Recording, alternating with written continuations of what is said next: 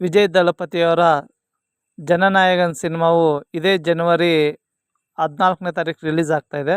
ವಿಶೇಷ ಏನಂದರೆ ಈ ಸಿನಿಮಾದ ಮೊದಲ ಸಾಂಗು ರಿಲೀಸ್ ಆಗಿ ಸಾಂಗ್ ಸೂಪರ್ ಡೂಪರ್ ಹಿಟ್ ಆಗಿದೆ.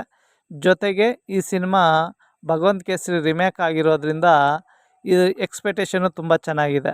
ಆದರೆ ಈ ಸಿನಿಮಾ ಎಲೆಕ್ಷನ್ ಟೈಮ್ನಲ್ಲಿ ಬರ್ತಾ ಇರೋದ್ರಿಂದ ಯಾವ ರೀತಿ ಪರ್ಫಾರ್ಮ್ ಮಾಡುತ್ತೆ ಅನ್ನೋದನ್ನು ಇಡೀ ವರ್ಲ್ಡೆಲ್ಲ ಒಂದು ರೀತಿ ಪರ್ಫಾರ್ಮ್ ಮಾಡುತ್ತೆ. ಆದರೆ ತಮಿಳ್ನಾಡಿನಲ್ಲಿ ಮಾತ್ರ ಯಾವ ರೀತಿ ಕ್ರಿಯೇಟ್ ಆಗುತ್ತೆ ಅಂತ ಕಾದು ನೋಡೋಣ.